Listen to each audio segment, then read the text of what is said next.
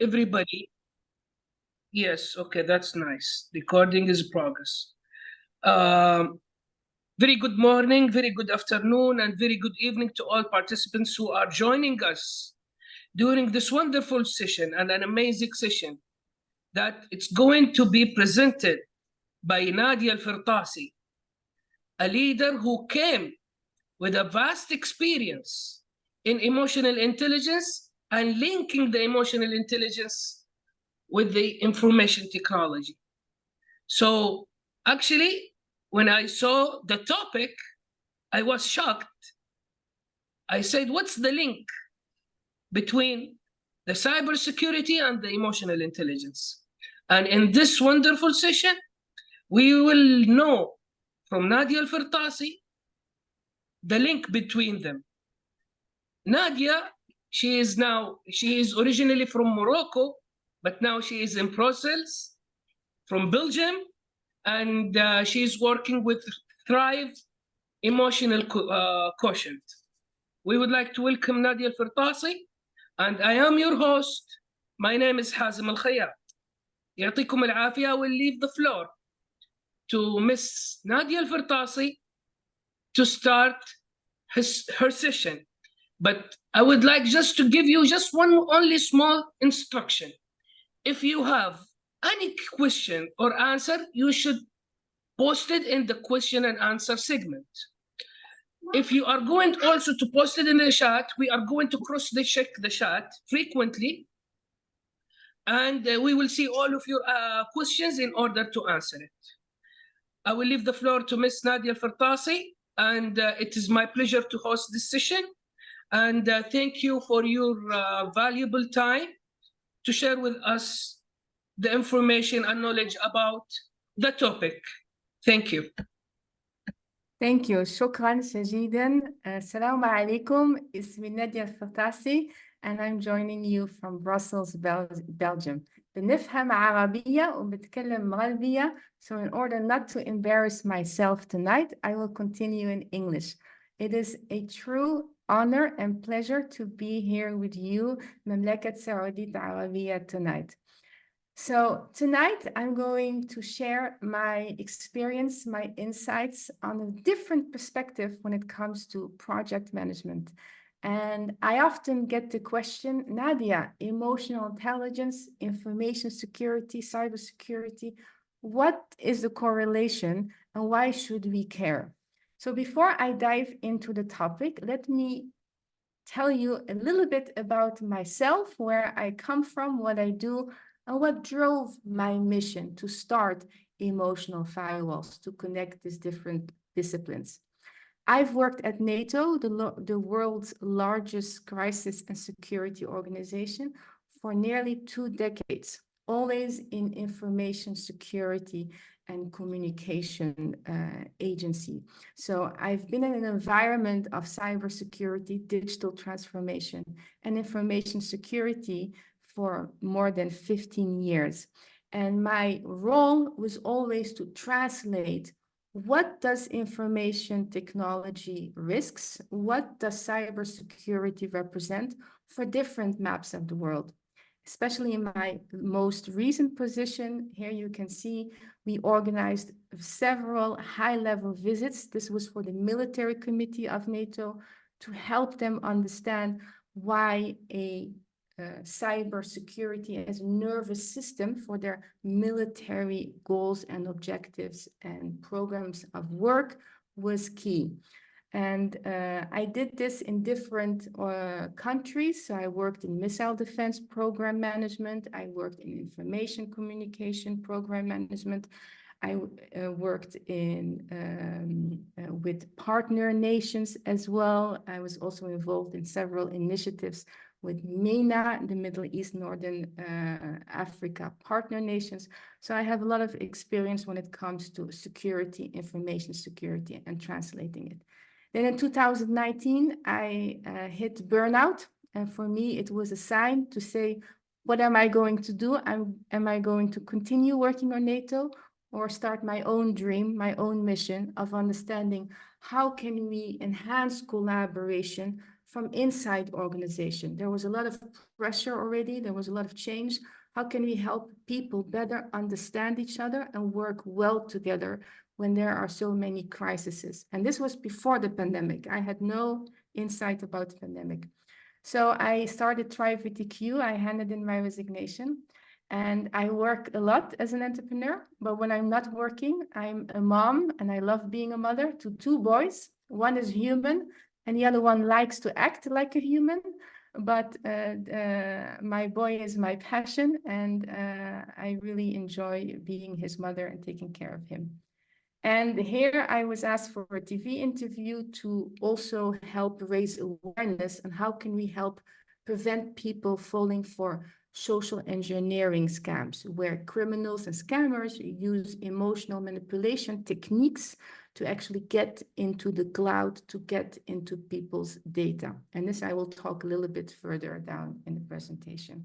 And then finally, I love giving trainings to multidisciplinary teams, especially when it comes to technical teams, because there is where emotional intelligence helps them the most in better understanding not only the IQ, the cognitive intelligence, but also our EQ, our emotional quotient.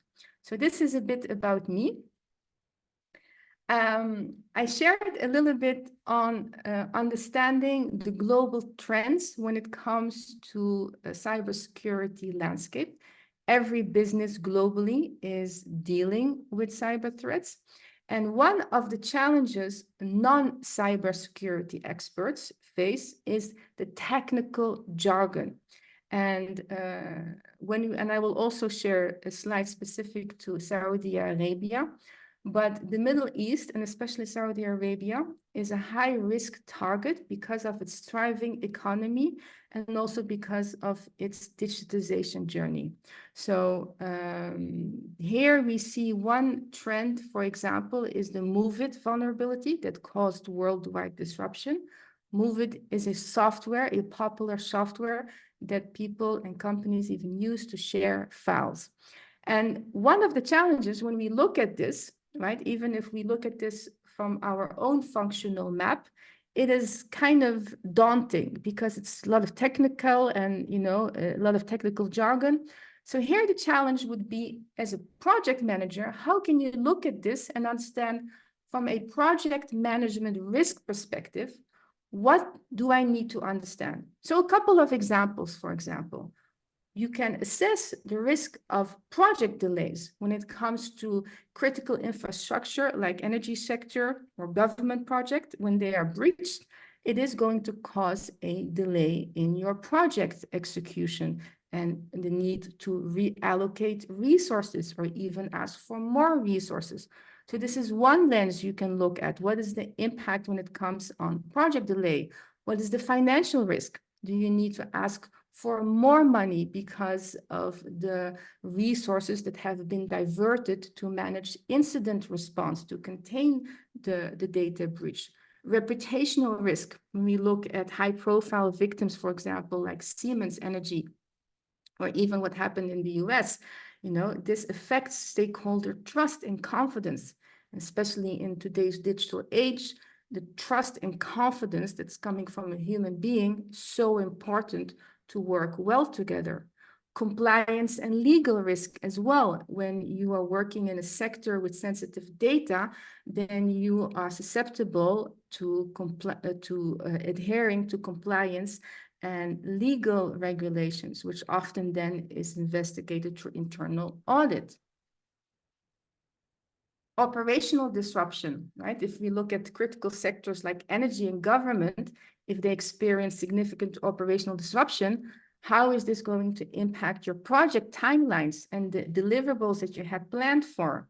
Again, resource redirection. Often the resources are then redirected to manage, to come back to business continuity, to minimize business disruption, in order to get the critical business day-to-day operations up and running. So instead of focusing on the technical language, is putting on the hat and looking from a project management perspective, how can I proactively prepare for these risks when it comes to my specific program. Right? When we look at ransomware, this is a huge risk for a lot of businesses global and even also in Kingdom of Saudi Arabia. So here we have the impact of security breaches. When there is an ongoing ransomware, often they get into systems for months, sometimes even years, before they ask for the money. Before then, they also do double or triple extortion. So double extortion is they ask for the money to actually release the data and then ask another time to encrypt the data. And they also threaten to contact regulators or even worse, your customers. So it is really not to manage projects with fear, but with understanding on how best can I prepare myself to reduce the residual risk, right? There will always be a risk, but how can I enhance that preparation from a project management perspective?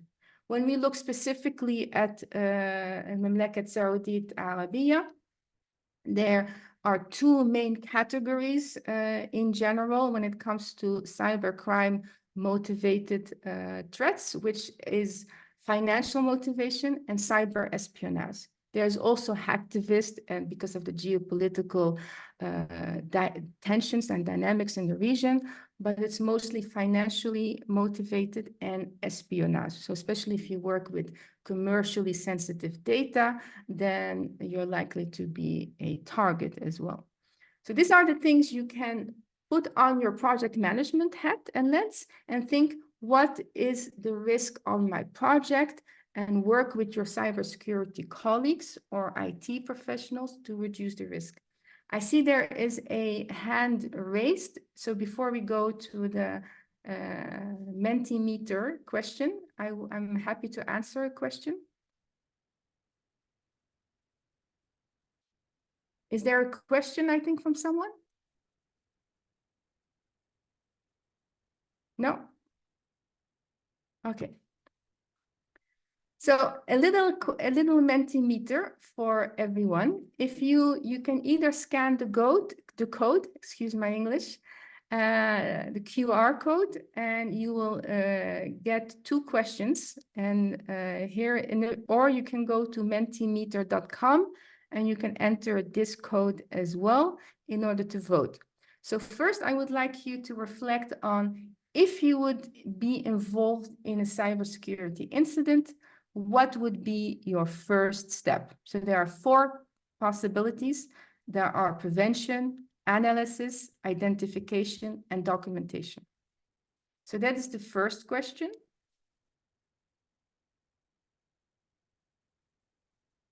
And the second question is, name an emotional quotient, an emotional intelligence competency that is important during communication when you are navigating a cyber crisis or even another type of crisis. We have so many crises during our day-to-day lives. So, and here you can choose between emotional self-regulation. So how do we regulate our emotions before we communicate? Empathy, how do we put ourselves in someone else's map of the world? Motivation and social skills. So I'm going to leave you 1 minute to go to mentimeter.com and fill in this code or scan the QR code. And at the end of the webinar, we will look at the results and see who voted what. And I will share then some additional insights. Are there any questions so far?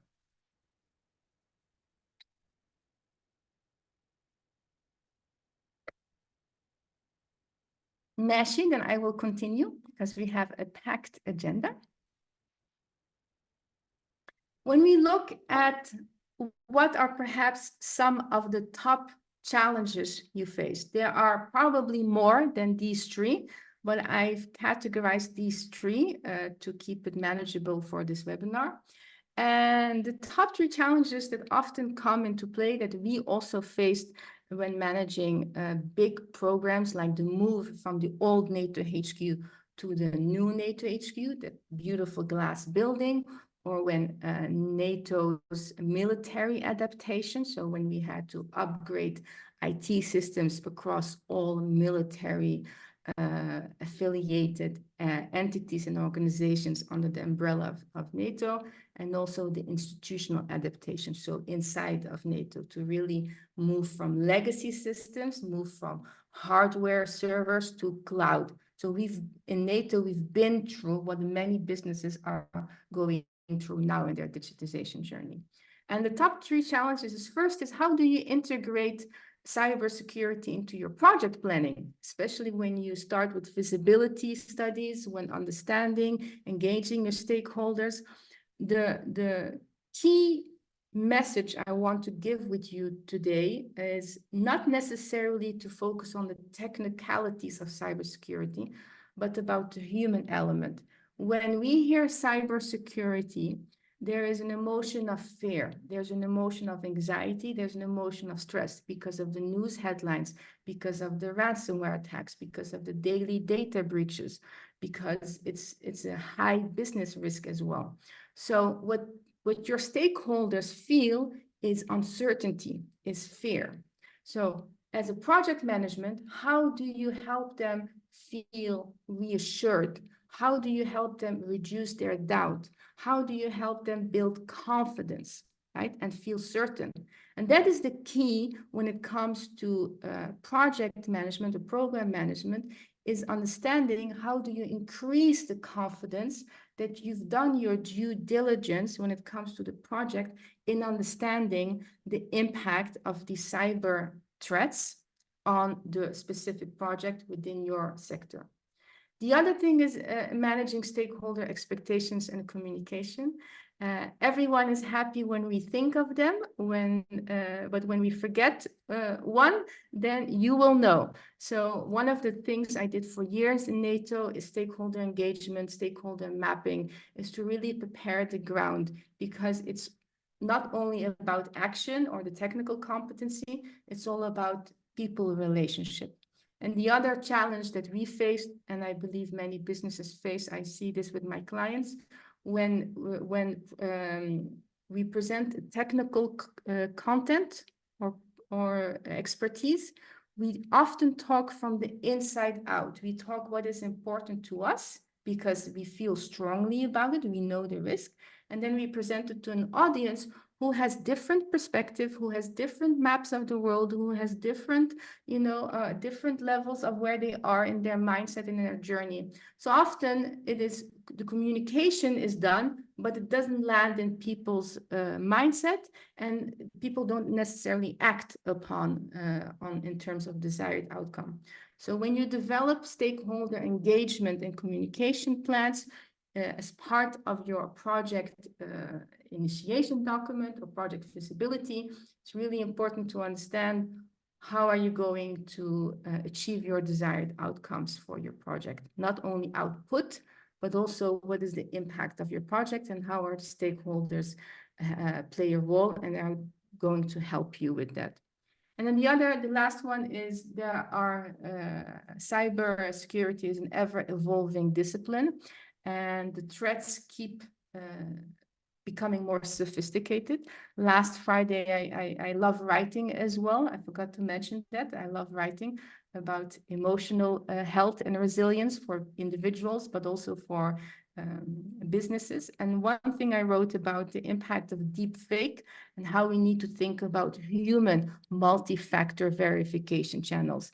There was recently a bank in Hong Kong who got an employee to wire $25 million, even when they had a verification over Zoom. So he met with the CFO, he met with his colleagues, everything seemed okay, and he wired the amount in two different accounts, and it turned out to be deep fake. It's very difficult to actually recognize this deep fake technology. And this begs the question, how well do we know each other? How can we build such relationships that are still professional, but we understand that there is something off and we feel safe enough to come forward in order to mention this. So this is one challenge, but there's a lot of other challenges. And it's important to always understand to manage the workload, because as project managers, you have a lot on your plate, is to always think about what is important to me and what is the impact on my project.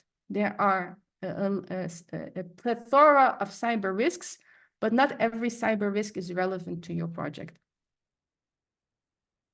Last year, I had the pleasure to present and host an interactive tabletop exercise with presentation during the Dublin, Ireland's PMI chapter, where I explained the power skill of emotional intelligence, emotional firewalls, and participants had an interactive exercise on how they would manage an incident from a project management perspective.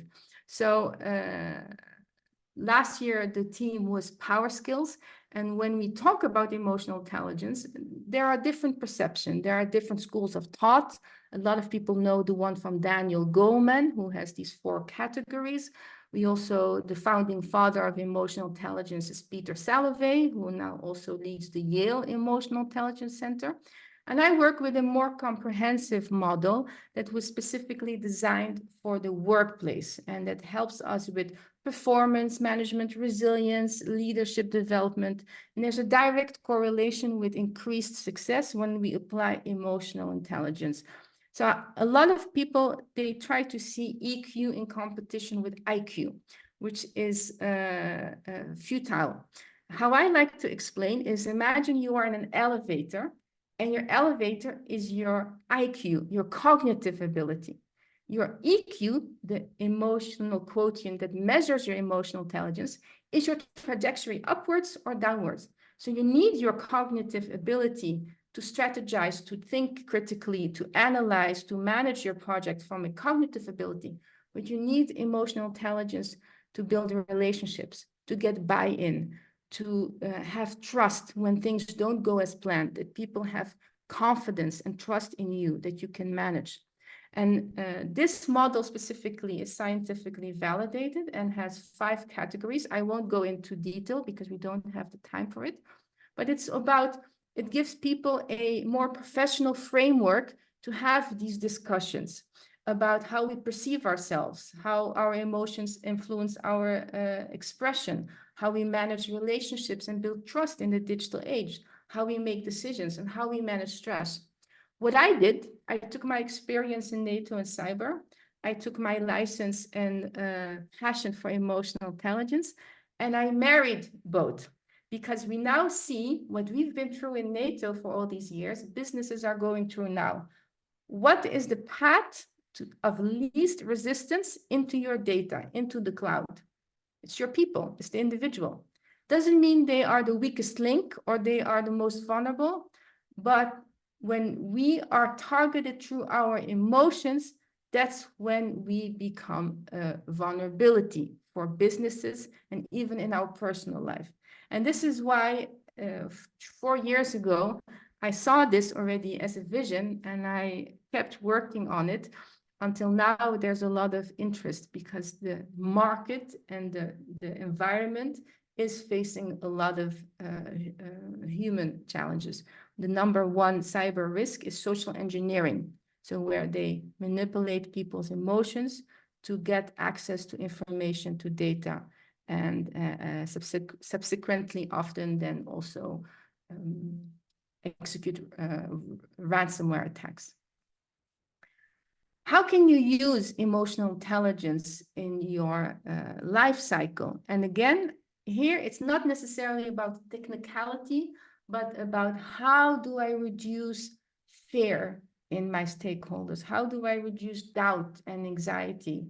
Data is our lifeline.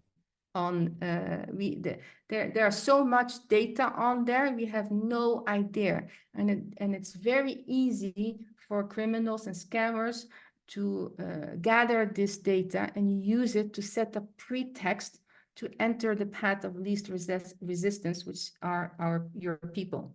So here I'm going to give some examples that you can think of in terms of, not from a technical cyber perspective. I always recommend to include people who are managing cybersecurity within your company or information security from the start to get that security perspective. But obviously, as a project manager, you have a 360-degree view because you're managing a multiple risks. So here it's really to understand how can you use emotional intelligence in order to increase that confidence and reassurance that data is safe as possible. Because again, transparency is important. In today's age, it's not a question if we will be hacked, but when.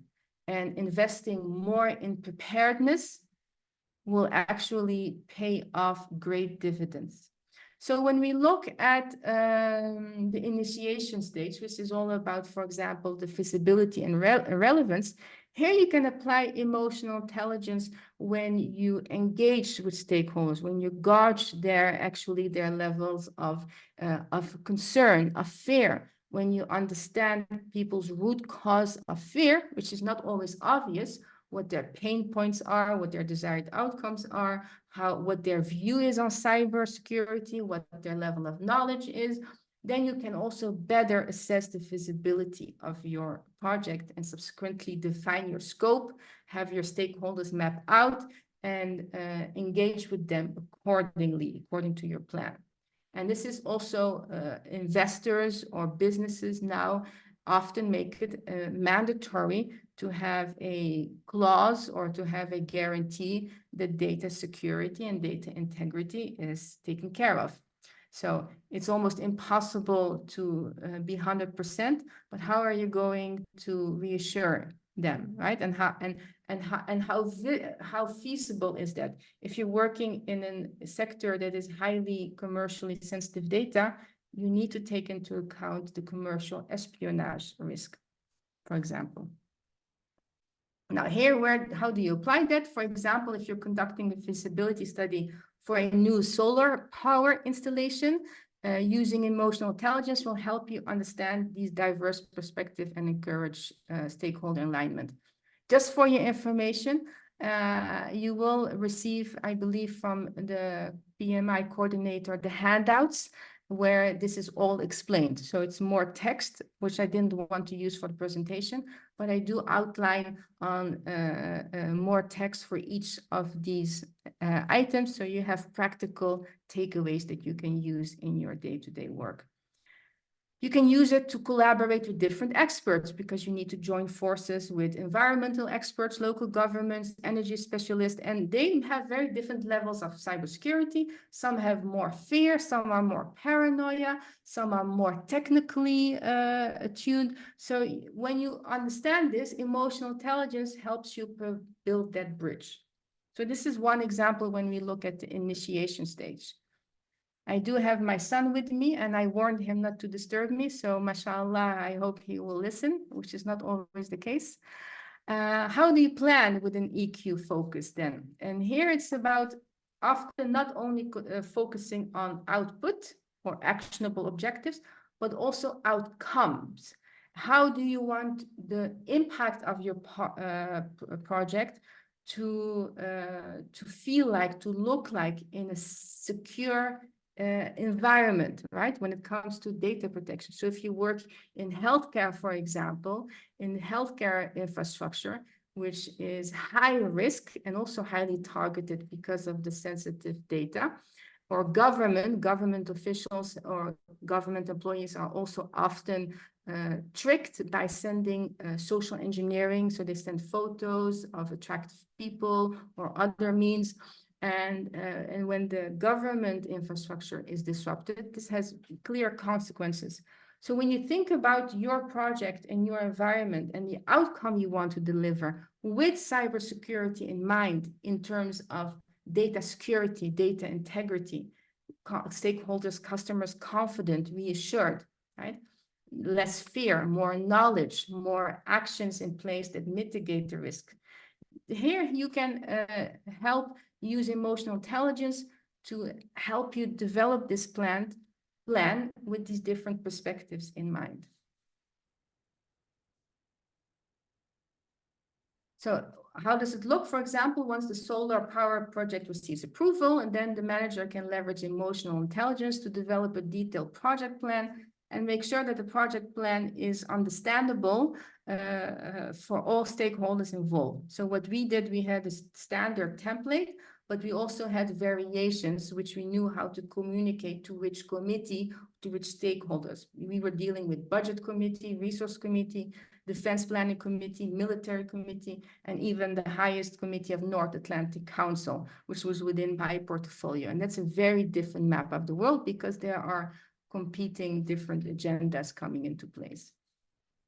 It helps you also to manage risk in a different way. Some people view risk as opportunity. Others feel fear when they hear risk, like it's a threat to be avoided.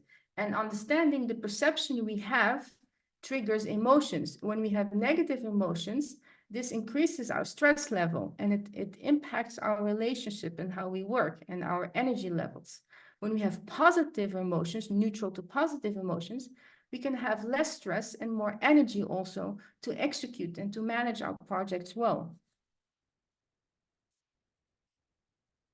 When we look at the execution phase, where emotional intelligence is probably the most important role, because here you need to understand which stakeholders need what kind of updates and reporting and interactions. Some will want to have frequent face-to-face meeting. Obviously, you have to manage your time and energy, so you have to understand where does your stakeholder sit, what role do they play, and how are they going to influence the impact. And you need to do this at the beginning, at the initiation, so you have this overall view. But it's all about the execution is the most important because you will have challenges on the way. You will have disruption, you will be out of scope time and deliverables. And here's where emotional intelligence helps us manage our immediate challenges. Our IQ, cognitive ability is more long-term, strategic thinking, critical thinking and analysis. Emotional intelligence is more immediate. So when we look at it from an apply, for example, it's how you manage the diverse teams that have different functional maps, that have different levels of leadership, especially when we look, for example, in your company culture, understanding also the power distance. When we look at cultural intelligence, power distance is how much distance there is between the big boss and the senior management or the project management.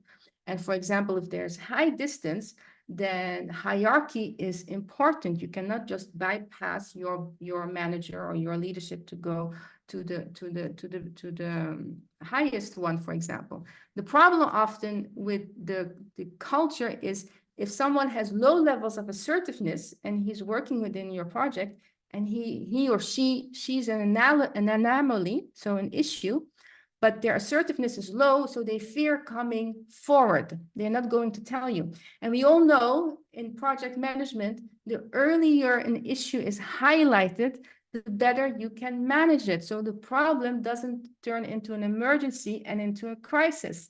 And often what we faced, because I was working for the general manager, he was often alerted too late. He couldn't use his influence or his internal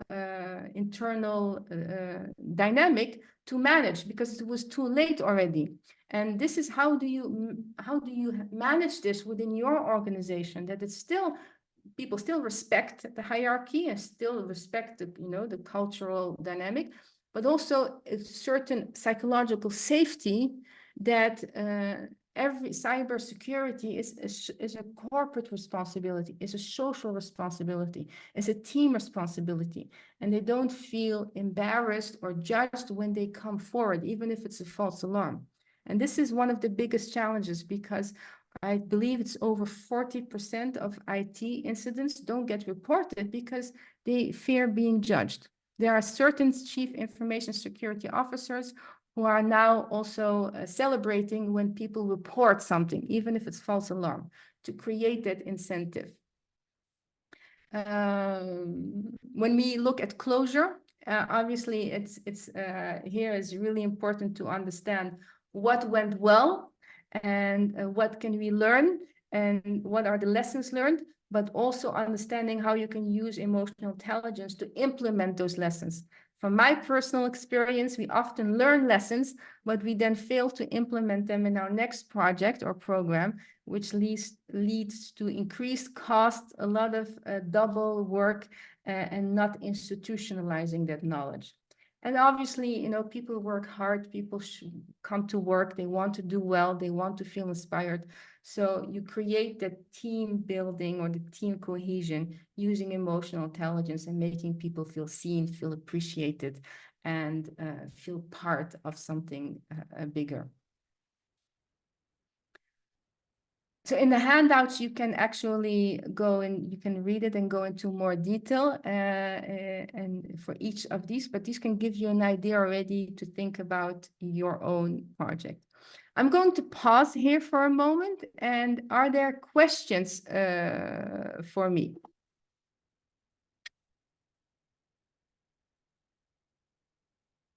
See, Hazem, are there questions for me? Because I don't see... There is one question here posted by Mushira Muhammad.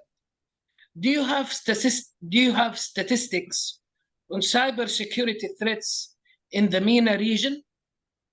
Yes, I do. I did not want to include them in this presentation specifically to keep the focus on emotional intelligence, but I will include them in the handout. There is actually, when we compare the global threats of cyber security versus the MENA region, including Saudi Arabia, which is the biggest country, 69% more risk, because of the thriving economy and because of the digitization journey. And there is also statistics, for example, when it comes to social engineering, which is over 80% how a data breach starts is human error. But I will share that you have actually great resources. National Security Agency of Mamlakat Saudi Arabia has a lot of information, and also other report that they issued that I will share in after the webinar with the team, that actually has an overview of the Middle East, and specifically also for Mamlakat Saudi Arabia. Okay, thank you. And there is another question here posted by Mustafa Hashim. What is the recommended KPI for cybersecurity? Well, it's an interesting question, and we are going to an interactive exercise in a moment. But when we look at the National Security Agency for Cyber in Saudi Arabia, they have actually a very detailed, comprehensive control guides for managing cybersecurity for different areas. So I will use a snapshot of them in the exercise we're going to do, but they have actually outlined the recommended controls and guidelines for companies that operate under the law of the Kingdom of Saudi Arabia to follow. And this is actually can feel overwhelming at first, but including this in your feasibility or in your initial assessment is important, because if something goes wrong and there is an audit, then they will use that as a measurement. So there are several KPIs. They have excellent guides, and I will share that also after the webinar. And I will use them actually in the exercise we're going to do, I believe, all together, because we don't have the opportunity to do a breakout group. So we're going to use the chat and the Q&A, and I don't know if people can also take the microphone to answer. Does that help? Yeah. And thank you again. And there is one last question here before the interactive session. How we use artificial intelligence in IT? Can AI use about IT? Sorry, how to use AI in IT? It is fair. Can AI used as a bad IT? So I did it. To start, I am not an artificial intelligence expert, but I am very passionate about disruptive technology. And last week, I actually hosted a LinkedIn Live event with a friend who was a thought leader in generative artificial intelligence. And I've spoken to a lot of people. What I will say when it comes to artificial intelligence is artificial intelligence, for now, if you don't watch science fiction movie, is a tool, right? So it is a very powerful tool that has both light aspects that can be of great benefit, especially when working with large, complex programs. It can help you with data filtering. It can help you with data analytics. It can help you calculate potential scenarios and outcomes, predictability analytics. It can help you actually frame your project documents in a way that meets your stakeholders and customer needs. It's a very powerful tool, right? It helps us reduce our mental load that we have, especially everything that is automatable. It can help automate. There is also a dark side of AI, which the people who have bad intention, so it's not necessarily the IT that is bad, but people with bad intention use AI for. One of them we see, one of the risks in cyber, huge risk still remains phishing emails and business email compromise. So they use artificial intelligence to craft such perfectly written emails that it doesn't trigger your vigilance. It can either you are feeling stressed or you have, different focus. So you don't notice little, someone shared with me last week that someone had impersonated her email and sent it to her boss. And she always says best regards, never best wishes, never best or warm regards, just best regards. The person who received that email called her and said, "Is this you?" And she says, "No." And he knew because of best, the emails were signed with best. If we are, distracted, or if we don't pay attention, we miss these things. You cannot expect people to also be a technical firewall, because you have to manage your project, you have to manage family life, you have to manage other competing responsibility. And then being very alert to all these little details, you will miss them. And they know it, and they use language to provoke either emotion of trust. So you think, this seems real, or they play on your emotions of fear or distraction. So AI, for now, it is developing, obviously, is not bad or good. It's understanding how do you manage the risk within your company and within your projects, including the human element, which is, in my view, maybe I'm a bit biased, but also according to research, the most important element in managing cyber risk. I hope that answers the question.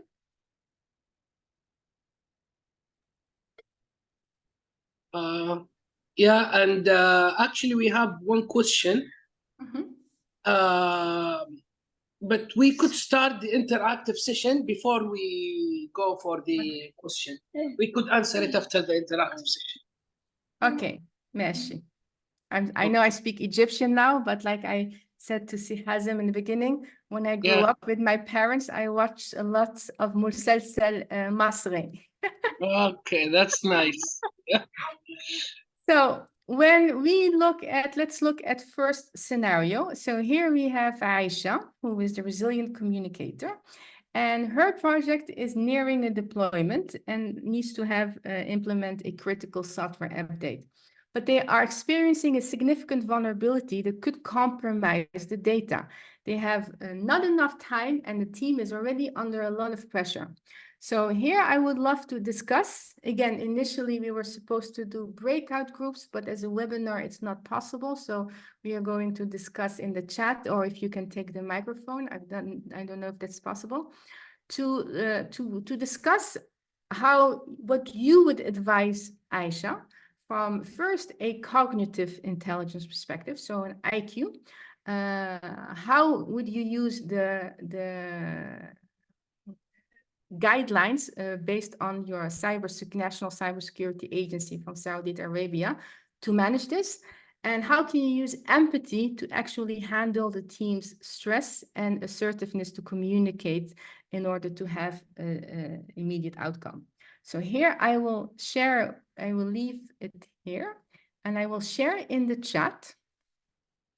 I don't know if I can share with everyone, yes. So the first one, I cannot share from my computer. How will I do this now? You cannot share text or what? No, I prepared an image that actually has the controls of the. Let me maybe share it differently. And I was planning on sharing it through the chat, but which actually shows the controls of the recommendations, the KPIs.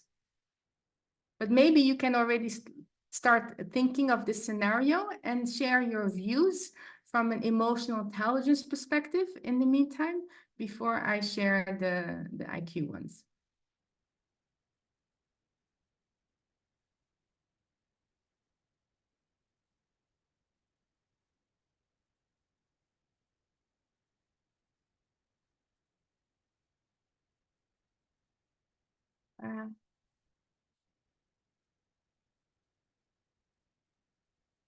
Some participants say, please explain what to do again. So when we look here at the challenge that Aisha is facing, how would you use, let's start with emotional intelligence. How would you use empathy to an assertiveness? So empathy is all about how do we step into someone else's map of the world and understand where they are coming from. And assertiveness, how do we remain kind, professional, and respectful, but still share an opposing point of view? Because when we face a lot of stress and we need immediate solution, this is often can cause some conflict in the team, and they need to have an immediate solution. So based on your own experience from an emotional intelligence, what would you advise Aisha here?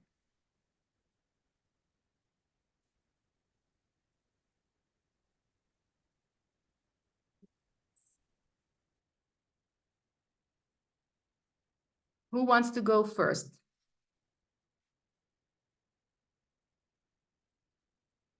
I see a hand raised.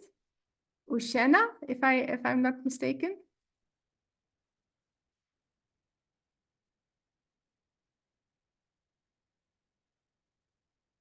I don't know if we can give her the microphone, the floor.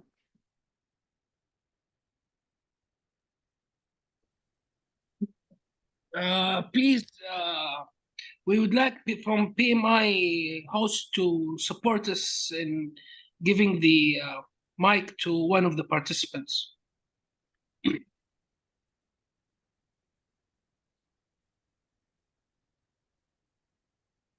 Just wait a minute. So, Mushira, we give the mic to Mushira. Okay. Just wait a minute. Yes, allowed. Hello. Salam alaikum. Alaikum salam. I would, I would definitely need to explain how serious the situation is and how the customer is going to be impacted, because he said it's going to compromise the client data, which is really serious. But definitely I need to appreciate and understand the amount of effort that is needed to put all of that. But the assertiveness would be, we have to follow the guidelines, because this is going to impact us in the long term when the customer is compromised.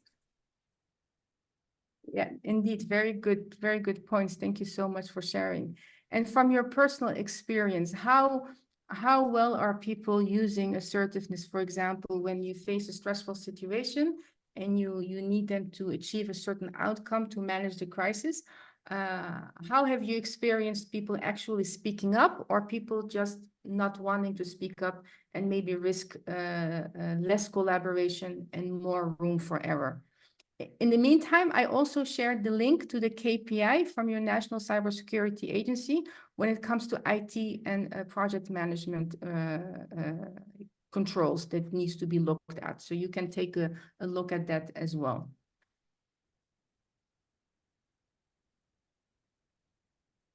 Also, we are having some engagement from Mohammed Isam and Imad Huwaidi. Mohammed Isam said, meeting with the team to calculate the impact of this issue. Then with the team also try to mitigate tasks if possible and brainstorming solutions and act upon it. And Imad Huwaidi, he said, it depends on the team composition. I presume she can create a task force out of these people who have the nerve to evaluate the issue without creating panic and keep supporting the hardworking team. Yeah, thank you. Love both points, because especially the word act upon it and keep supporting, here's where empathy comes in. Because in general, when we feel relaxed, when we feel normal, when there's no pressure, it is easier to work with each other well, to be kind, to be respectful, and so on. But when we feel stress, then our brain, its primary function is not necessarily to think, but it's to keep us alive. So this is why we then have very limited energy. Here we need to go in EQ to actually act based on reason, based on calmness. So having that empathy to reduce people's stress, to remain the calmness and not project, can actually help us move from our survival mode, which is in the hippocampus part of the brain, to our prefrontal cortex, where we make decisions based on reason. And to learn, even if there's a lot of pressure, to stay calm and focused on what is the next right step. And this is how you can actually come with very quick solutions and mitigate the situation without letting the stress take the upper hand. Intent, yeah, conduct risk assessment. And this is when you actually do this in your preparedness phase, right? And having this, here's where AI can be a friend because it can help you create scenarios to calculate the risk beforehand. So you can already have controls in place that also match the guidelines that I shared when it comes to implement, managing these, because you will always have some that are unknown and unprecedented risks, where people don't know what to do. And here you want people to feel not as stressed in order to manage these novel risks and know what to do together as a team. I know I'm almost running out of time, so I'm going to quickly share another scenario that could also happen. And I will share here the cybersecurity risk management KPIs. These are just a snapshot, so I will share the site where they have all the KPIs in there.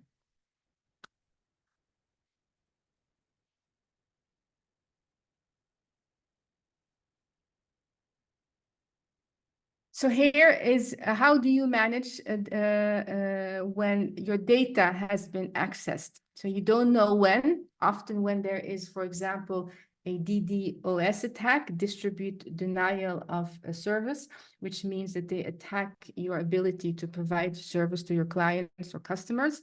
And they can stay in there for months, sometimes even years. So I don't know, I hope you haven't experienced this, but imagine if you have, or if you will, how would you manage this, both from a cognitive perspective, from an IQ focus, and I shared the picture, the snapshot of what your National Cybersecurity Agency recommends, and also how can you then use EQ skills as stress tolerance. Stress tolerance is all about how well someone manages and shoulders the stress. So people who have low levels of stress tolerance are more likely to project stress, to panic, to not think clearly than people who have higher stress tolerance. People who have low levels of problem-solving skills are more likely to allow their emotions to to cloud their judgment and influence their decisions and their response options, versus those who have higher levels of problem-solving. It's all about equilibrium. It's all about balance, because too high levels of problem solving, which I often face as well in the work that I do in highly technical team, then they are too logical and they don't connect with people's fear or reassurance in order to diffuse the stress and focus on what is the next right step. Let me go back. So any thoughts or state interventions you would like to add with on Khalid, the calm strategist? Manager emotion first, qualify, yes, exactly. Here is where emotional self-awareness is the #1 EQ tool to master in leadership. How well do we manage? How well are we aware of our own emotions? How well are we able to regulate our own emotions? Because when we feel regulate and manage our emotions, those who work with us, those who are dealing with us, can then follow suit. Emotional intelligence is also more leading by example. I always say when we a manager, it's when we look at the function of management, you manage projects, you manage technology, but when it comes to leadership, you lead people, you inspire people, you guide them, you help them. It's a different mindset. Leadership is all about the conversations we have, the dialogues, the mindset, the behaviors. I had the PMI triangle, but I think I missed to present it. Leader, exactly.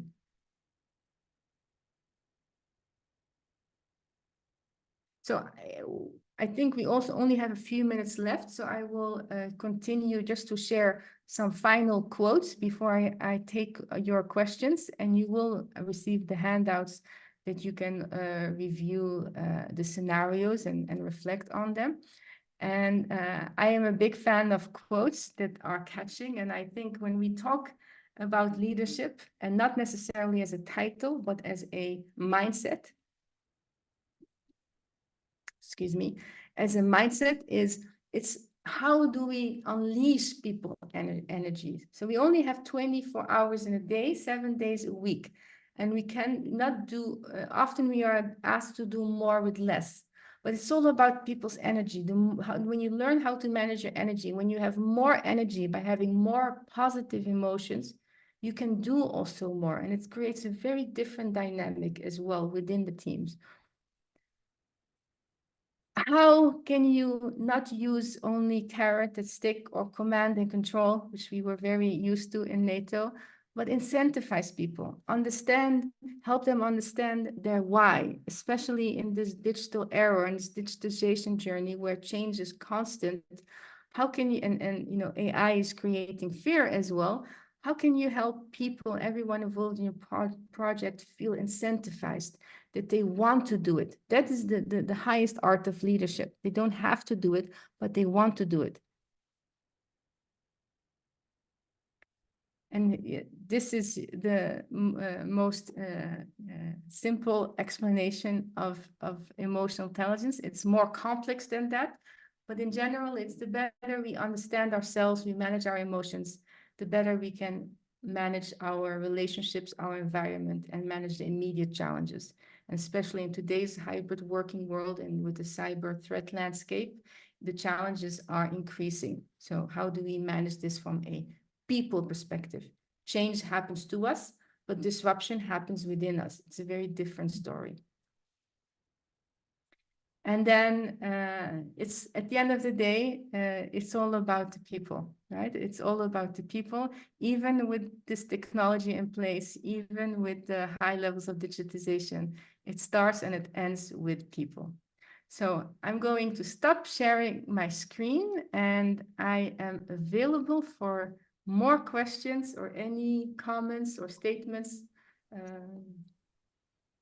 Okay, thank you, Nadia, for this very fruitful information and presentation and material that has been shared with us. There is one question from Ochena Anyaora. Okay, I hope that I pronounced the name good. The question is, when do you do business impact analysis as a preventive method for business resilience? That's a very good question. So I'll answer this from my perspective and my experience. So I work with a system that is preparedness, resilience, and readiness. Preparedness is all about what do you have in place, and I do it from a people perspective, and how well are people able to manage any unforeseen risks and disruption. So when we look at business analysis, it's all about understanding the business bottom line of your company, so the business impact, and how it affects different strands of works. So when we look at, often people like to categorize and to label, but at the end of the day, it's understanding what creates the biggest impact on business continuity and how can you reduce the risk. And this work needs to be done in the preparedness phase as much as possible, because if you wait, then the resilience is how well are people to manage this disruption and to make quick decisions under pressure and to face the stress as well in order to relieve it afterwards. What is in place from an enterprise perspective, what is in place from a leadership perspective, and how do you help people individually. And then the readiness is your ability to actually, a lot of times we know what to do, we are aware of the KPIs, we are aware of all the requirements, but when we actually need to implement it with different maps of the world, with different business interests, it's a very different story, right? This is where our emotions come into play and can create increased stress. So you need to train, to simulate, to increase the readiness, so that only when unknown risks and unprecedented risks people are still be able to think on their feet and manage these risks as they come. There's a great book, it's called Psycho-Cybernetics from Maxwell Maltz, which actually shows in his research that when we reduce our stress, our brain knows what to do, when to do, even if we've never experienced such a situation. So when we add those negative emotions and anxiety, that we actually don't know what to do. So from a business analysis perspective, it's early on, as part of your feasibility study, as part of your project initiation document, to be very clear. And here's also where you get support from your business partners or stakeholders or investors to clearly articulate the impact on business continuity and how you've mitigated the risk until there's residual risk. I hope I answered the question. I know I put in different elements. Thank you, Nadia, for the material, for answering all the questions. And really, on behalf of Saudi Arabia and PMI KSA chapter, we would like to appreciate your valuable time by sharing those material. And I would like to remind all the participants that the PDU claims code, it has been posted in the webinar chat. Also, I would like to remind all the participants that PMI KSA chapter is going to arrange Global Project Management Forum, which is going to be in the beginning of June, and it's going to be hosted, inshallah, in Riyadh. There will be a lot of master classes, a lot of international speakers who are going to share a lot of information about project management, technical information, leadership information, artificial intelligence, technology, and all the impact to the society and the nation and of Saudi Arabia and the whole world globally. On behalf of PMI KSA chapter, I would like again to appreciate Miss Nadia time. وجزاك الله خيرا. ألف شكرا. الله يعطيك العافية. And جزاكم الله خيرا يا participants. I wish you a happy night or happy day or happy afternoon, because maybe a lot of people, they are coming from or joining the session from all around the world. Yeah. We come up now to the end of our session. Thank you, gentlemen. Thank you, ladies, for attending our session. Allah يعطيكم العافية. Nadia, again, we appreciate your valuable time with us. Thank you. ألف شكرا ألف شكرا جزيلا. And it was a true honor to be able to do this for مملكة سعودية العربية. I wish you great success in the Global Project Management Forum. It looks amazing. And I shared my LinkedIn profile. I share daily information about mental health, emotional resilience, and cyber resilience. I would love to connect with you. And thank you again for your time and your engagement and your excellent question. Actually, there is one question. I didn't see it by Mustafa Hashim. He said how we can apply EQ to handle data leakages from cyber attack. To handle, I answered. So how can we apply EQ to handle Data leakage. Data leakage. Okay, data breaches. The communication part. So I had a client once that faced a cyber crisis or cyber data breach, and they did not have an incident response plan in place, or it wasn't implemented correctly. And people were running around and they were using WhatsApp. And one of their account managers who was dealing with his part of customers with a positive intention shared the information that there was an ongoing data breach. So the client took their business elsewhere. So here is where, again, from a project management perspective, communication plans, understanding, for example, using empathy, using self-expression. People who have high levels of emotional expression are more likely to share information quickly, and especially when they feel stressed.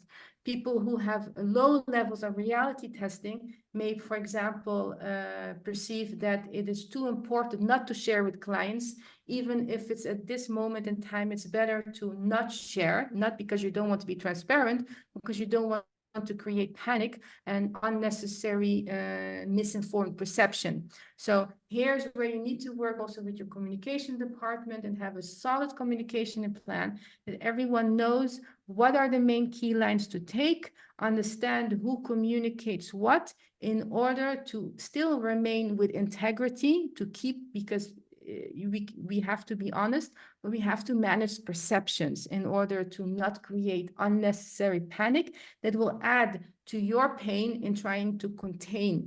And here is where simulation training comes in to understand, well, what would you do if this happens? Who would communicate? Often there's a level of fear because we are so busy, we have many things going on, but the best antidote for fear is knowledge, to ask, okay, well, what if? And then, you know, until when it actually happens, there is something in place and people know, this is my line of communication, or this is what I don't have. Because as an account manager, they sometimes feel more loyal to the customer than to the company. It's a very tricky pyramid to manage. You have to remain loyal to the company, and you know, you have to have good relationship with your customer. But how do you manage this? And it can also only be a human with a positive intent to say, by the way, we have a data breach going on. But that can have negative consequences.